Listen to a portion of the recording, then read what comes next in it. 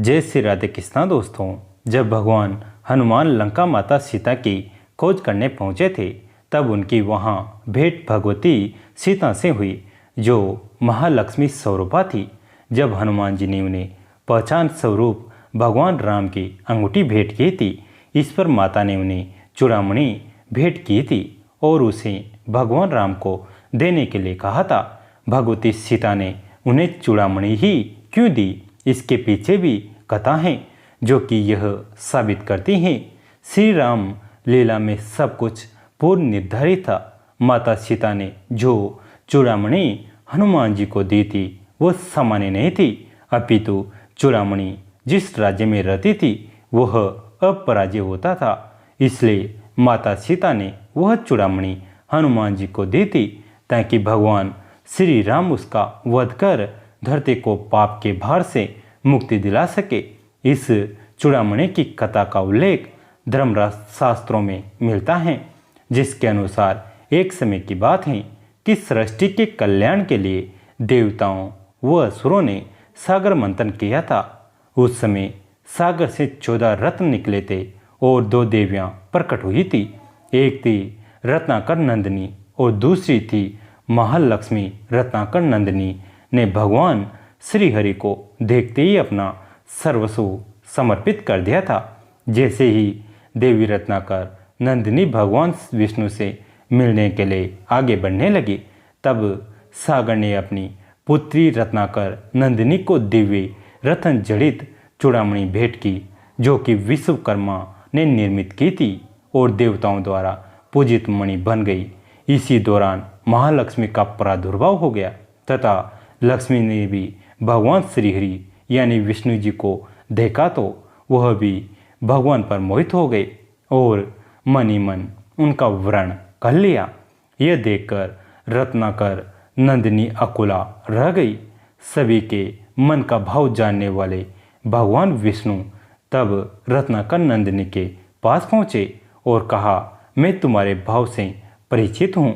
जब मैं पृथ्वी पर पाप का नाश करने के लिए अवतार लूँगा, तब तुम संहारिणी शक्ति के रूप में धरती पर अवतार लोगी।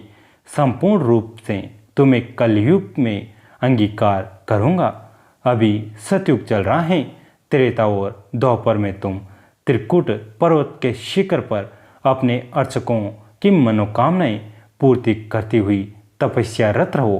तपस्या के लिए विदा लेते समय देवी रत्नाकर नंदिनी ने अपनी चूड़ामणि निशानी के तौर पर श्रीहरि को दे दी। वही निकट देवराज इंद्र खड़े थे। वे चूड़ामणि पाने के लिए अधीर हो गए तो भगवान विष्णु ने उन्हें भेंट कर दी।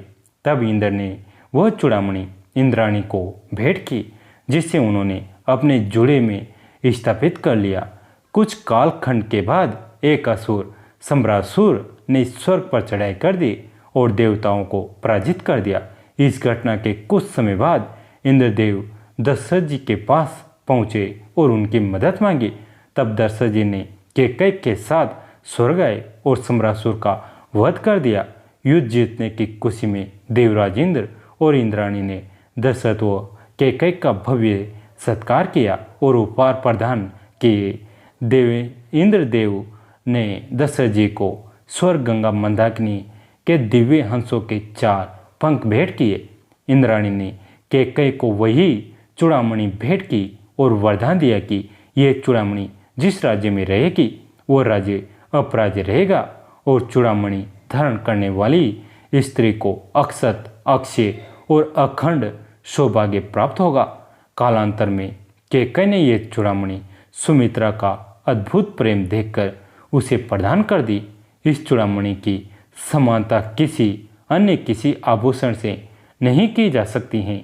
जब श्री राम का विवाह हुआ तो तीनों माताओं ने पुत्र वधुओं को मुँह दिखाई के तौर पर उपहार प्रदान किए। माता कैकेयी ने माता सीता को कनक भवन प्रदान किया। माता सुमित्रा माता ने चूड़ामणि भेंट की तो माता कौशल्या ने माता सीता के हाथ श्री राम का हाथ सौंपा। सीता हरण के पश्चात यही चूड़ामणि माता सीता ने हनुमान जी को अपनी निशानी के तौर पर दी थी। माता अन्य कोई आभूषण भी हनुमान जी को दे सकती थी, लेकिन उन्होंने यह चूड़ामणि यह सोचकर हनुमान जी को सौंपी थी, यह चूड़ामणि जिस राज्य में रहेगी उसे जीता नहीं जा सकता। ऐसे में रावण का वध करने के लिए चूड़ामणि का श्री राम के पास होना आवश्यक था। जय श्री राधे कृष्णा दोस्तों, जय श्री राम दोस्तों, जय श्री हनुमान दोस्तों कैसी लगी ये कहानी कमेंट करके ज़रूर बताएं। वीडियो को लाइक करें, चैनल को सब्सक्राइब करें, घंटी के बटन को दबाकर ऑल पर क्लिक करें। दोस्तों इस कहानी को अपने दोस्तों के साथ, फैमिली के साथ शेयर जरूर करें। कहानी अंत तक सुनने के लिए आप सभी का तहे दिल से धन्यवाद।